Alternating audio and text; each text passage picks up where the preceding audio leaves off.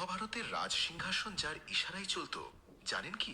তার জন্ম কোনো রাজপ্রাসাদে নয়, হয়েছিল এক মাছের পেট থেকে।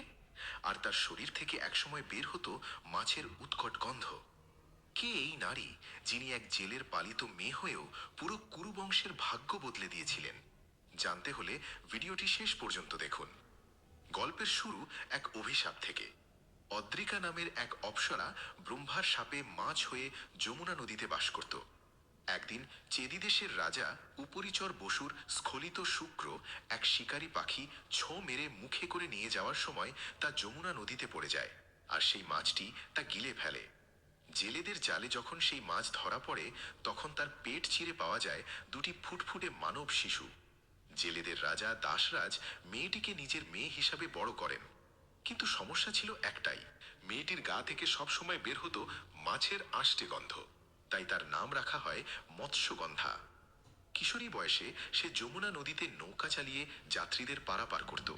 একদিন ঋষি পরাশর তার নৌকায় ওঠেন। মৎস্যগন্ধার রূপে মুগ্ধ হয়ে ঋষি তার সঙ্গে মিলনে ইচ্ছুক হন। মৎস্যগন্ধা ঋষিকে তার শরীরের দুর্গন্ধের কথা বলেন।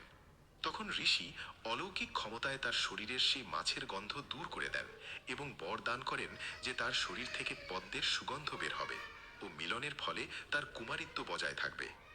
এই সুগন্ধ এতটাই তীব্র ছিল যে 1 যোজন দূর থেকেও তা পাওয়া যেত। তাই তার নতুন নাম হয় যোজনগন্ধা ও পরবর্তীতে সত্যবতী।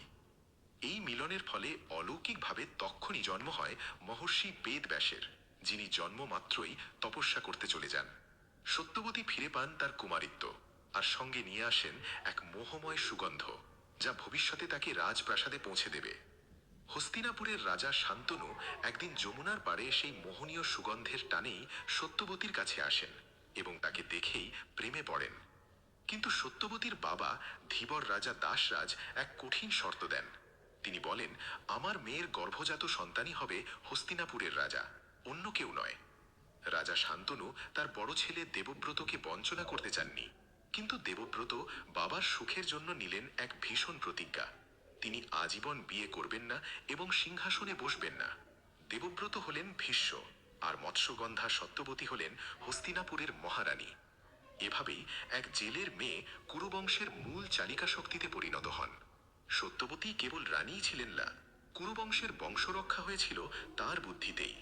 মহাভারতের এই অজানা গল্পগুলো সম্পর্কে আরো বিস্তারিত জানতে এবং বড় ভিডিও দেখতে চাইলে এখনই চ্যানেলটি সাবস্ক্রাইব করুন এবং বন্ধুদের সাথে শেয়ার করুন।